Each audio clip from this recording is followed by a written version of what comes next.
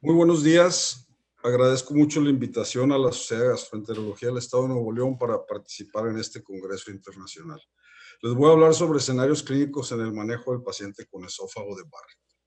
Esta es la definición del consenso mexicano para esófago de Barrett y, como todos sabemos, es un reemplazo del epitelio escamoso normal de la porción distal del esófago por epitelio columnar, pero hay que hacer hincapié que lo más importante es que debemos de tomar biopsias para corroborar la presencia de metaplasia intestinal. La importancia del esófago de Barrett radica en que es una condición premaligna que tiene un potencial para desarrollar adenocarcinoma de esófago. Se estima que el riesgo de este adenocarcinoma de esófago en los pacientes portadores de Barrett es hasta 125 veces mayor que el de la población general, y la prevalencia del esófago de Barrett es hasta en el 2% del total de los pacientes que son sometidos a una panendoscopía por cualquier indicación, y hasta en el 15% aquellos que se les realiza el procedimiento por enfermedad por reflujo gastroesofágico. Existen modelos matemáticos de predicción que reportan un incremento continuo de la incidencia de este cáncer, duplicando la mortalidad en Estados Unidos. Se va a duplicar esta mortalidad entre 2011 y 2030 comparado con los 20 años previos. Y sabemos que el pronóstico está estrechamente relacionado con la etapa que se encuentra este cáncer en el momento de hacer el diagnóstico. Sin embargo, más del 40% de estos tumores se diagnostican cuando ya existen metástasis, y esto pues tiene una sobrevida a 5 años menor del 20%. Por ejemplo, en el 2018, tan solo en el 2018 se diagnosticaron más de 17,000 nuevos casos de adenocarcinoma de esófago en los Estados Unidos de Norteamérica. ¿En quiénes se recomienda realizar tamizaje o escrutinio para cáncer de esófago? Bueno, lo principal es en varones de raza blanca que tienen antecedentes o historia de reflujo gastroesofágico de larga evolución, cuando menos por más de 5 años, y que esta es frecuente, cuando menos una vez por semana, o que presentan otros factores de riesgo como ser raza blanca, tener adiposidad o obesidad central, historia actual o pasada de tabaquismo, y pacientes que tengan historia familiar de un pariente de primer grado con cáncer de esófago. El tamizaje no es recomendado en mujeres, al menos que éstas tengan múltiples factores de riesgo asociados. Y tenemos varios dispositivos de imagen endoscópica para facilitar, que se han ido desarrollando y se han ido perfeccionando para el diagnóstico y el seguimiento de los pacientes con esófago de Barrett, como las cromoendoscopías, tanto la cromoendoscopía virtual como la tinciones vitales, y nuevos aditamentos más sofisticados, más costosos, como estos que ustedes pueden ver aquí, y uno de los que ha tenido mayor éxito o que ha tenido mayor desarrollo es la endomicroscopía láser volumétrica. Esto permite hacer diagnóstico in situ de las lesiones, o sea, en el momento de estar haciendo estos procedimientos, y además dirigir las biopsias hasta las zonas más sospechosas o las zonas que nos indica por estos procedimientos la presencia de displasia, y así hacer un mínimo de biopsias y no tener que seguir necesariamente el protocolo deseado. La incidencia de adenocarcinoma está aumentando, ¿sí? Y sabemos que el Barrett es una condición maligna identificable que puede permitir una vigilancia periódica, y existe evidencia reciente que respalda que si nosotros intervenimos endoscópicamente con terapias de ablación ante la presencia de cambios displásicos, el pronóstico puede ser mejor. Sin embargo, esto requiere de una elevada carga de vigilancia endoscópica, muchos procedimientos endoscópicos que, pues además de los riesgos, son costos elevados, y esto es importante que nosotros podamos identificar a las personas que tienen mayor riesgo de desarrollar cáncer o progresar hacia displasia subbarret, para poder optimizar los recursos y dirigirlos hacia estos pacientes. Es por ello que se han creado diferentes escalas, como esta que vemos de la puntuación PIB, para progresión, para ver la estratificación de la progresión del riesgo de desarrollar displasia de alto grado o adenocarcinoma, donde se consideran pues estos factores de riesgo: varón, fumador, la longitud del esófago de Barrett, o la presencia de displasia de bajo grado confirmada en el estudio inicial, que, como ustedes pueden ver, es el factor de riesgo que da más puntaje. Y dependiendo de los puntos, pues aquí vemos a nuestra derecha el riesgo que va a tener un sujeto de progresión hacia displasia de alto grado o hacia adenocarcinoma. Y nuevamente, este es un metaanálisis donde demuestra en este metaanálisis que la displasia de bajo grado en el estudio índice o en el estudio inicial, en la endoscopia inicial, es el factor de riesgo más importante para desarrollar displasia de alto grado o adenocarcinoma de esófago. El por qué hacer vigilancia endoscópica existe evidencia en estudios de cortes retrospectivas y estudios comparativos que muestran mejores resultados o etapas más tempranas en el momento de hacer el diagnóstico en pacientes que están bajo programa de vigilancia endoscópica.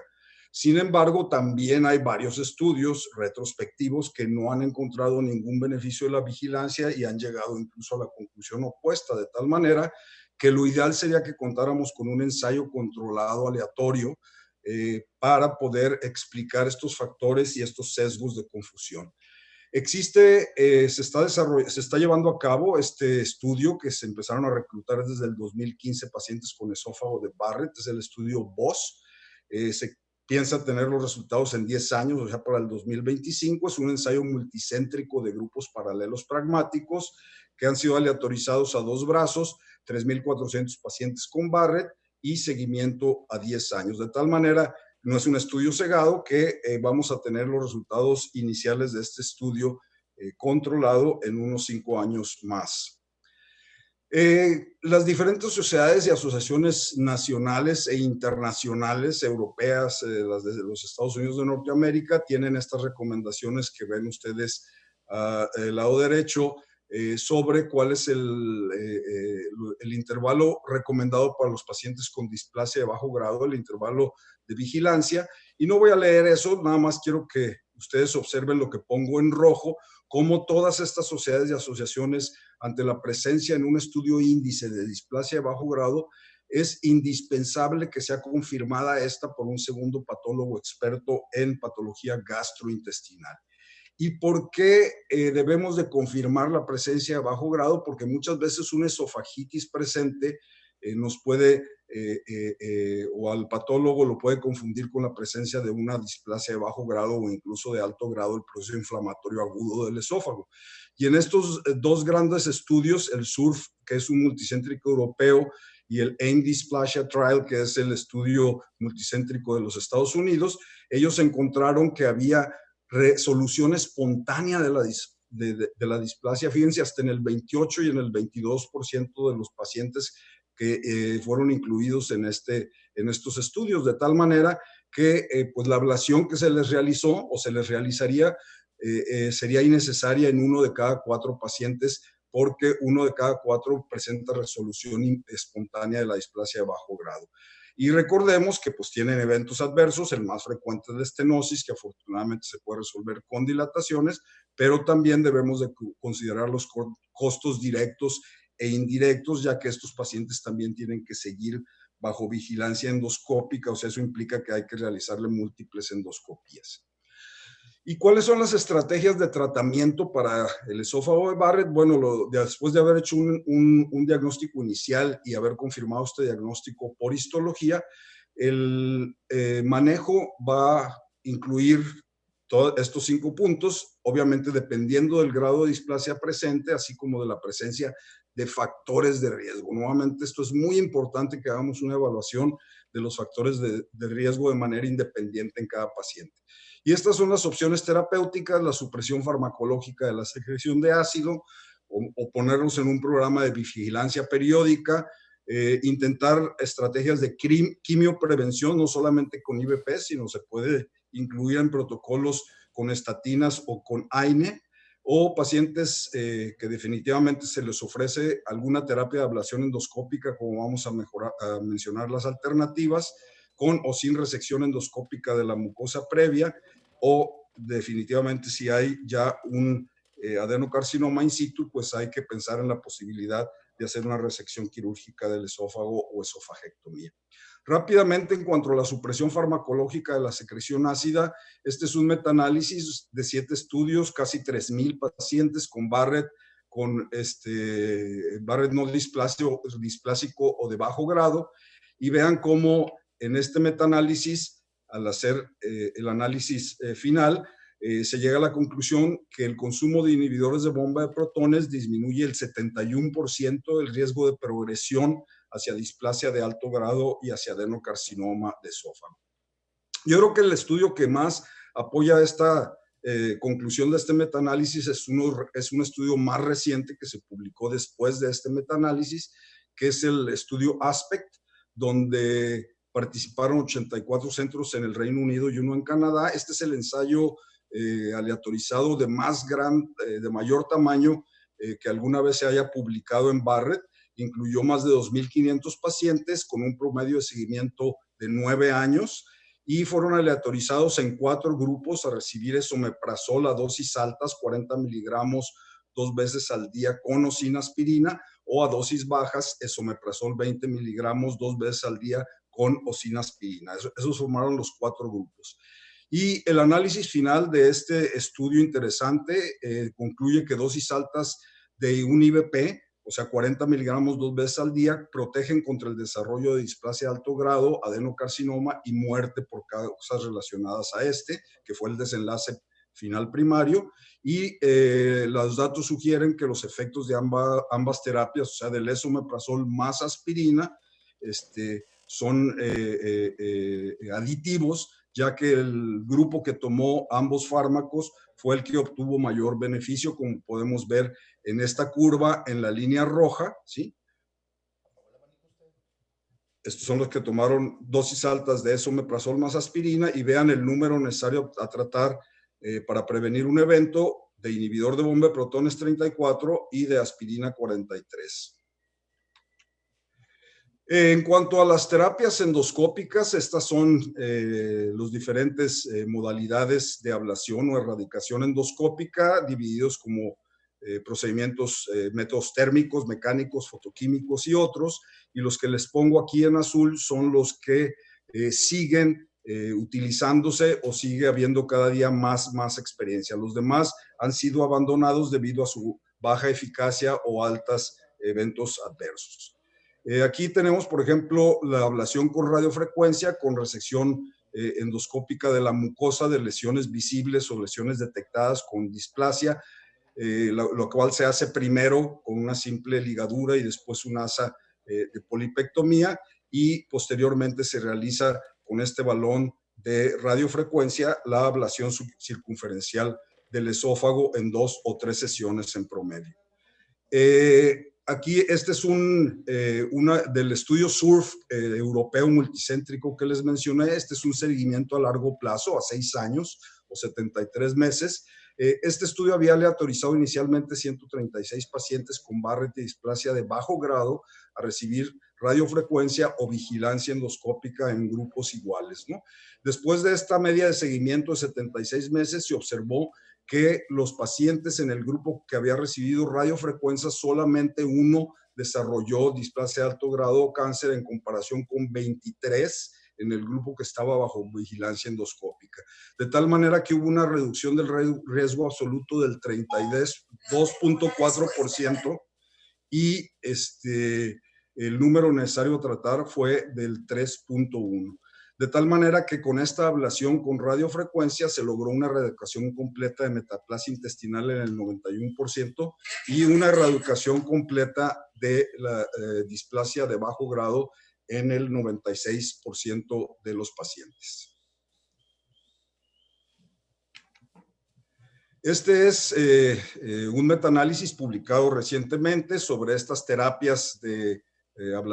sobre esta terapia de ablación con radiofrecuencia, y lo que quiero que observen ustedes es aquí en cuanto a la erradicación completa de la metaplasia intestinal, cómo se logra casi en el 90% de los pacientes en estos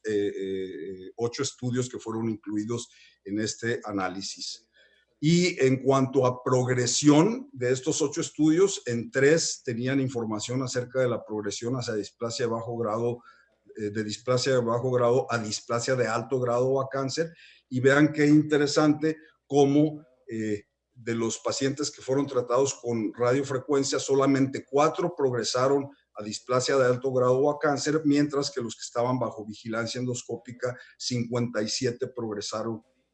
hubo progresión de su displasia. Quiero mencionarles de otras técnicas que actualmente están en evolución, ya tienen algo de tiempo, ya hay estudios muy interesantes que demuestran su eficacia y su seguridad. Sin embargo, se requiere todavía de más experiencia, como los años que se tiene con la ablación con radiofrecuencia. Este es uno de los estudios de la doctora Marcia Canto, que se presentó en la DW en el 2019, sobre eficacia y durabilidad de la crioablación con óxido nitroso, con un balón de crioablación. Y ella y otros autores han publicado muchos estudios, y la otra técnica que está utilizándose mucho últimamente es el argón plasma o corriente de plasma de argón híbrido, porque primero se realiza una inyección submucosa de una solución fisiológica y posteriormente, ya que se eleva la mucosa, se realiza la ablación con plasma de argón para disminuir los efectos adversos que se obtuvieron cuando se usaba el plasma de argón solo y no con esta técnica híbrida. Voy a concluir mi presentación con estas conclusiones. La primera es que la incidencia de esófago de Barrett y adenocarcinoma de esófago sigue en aumento, como ya hemos explicado, y que el detectar y tratar la enfermedad localizada y tempranamente tiene un impacto positivo en la supervivencia, que las terapias de erradicación endoscópica con radiofrecuencia y resección endoscópica de la mucosa de las lesiones visibles es el tratamiento hoy por hoy de elección en el esófago de Barrett con displasia y en el cáncer incipiente del esófago. Esto tiene un elevado éxito en la erradicación completa de la metaplasia intestinal y de la displasia, y un bajo índice de complicaciones, que la mayoría de estas son leves, sobre todo estenosis, y pueden ser tratadas sin problema con dilatación endoscópica. La crioablación con balón y el argón plasma híbrido parecen ser una alternativa eficaz, seguras y más económicas, que esto es muy importante. Los efectos quimiopreventivos de los fármacos inhibidores de bomba de protones debemos de considerarlos para la prevención primaria en pacientes que tienen esófago de Barrett con múltiples factores de riesgo de progresión hacia adenocarcinoma del esófago. Pues muchas gracias por su atención y estamos abiertos a cualquier pregunta. Gracias nuevamente.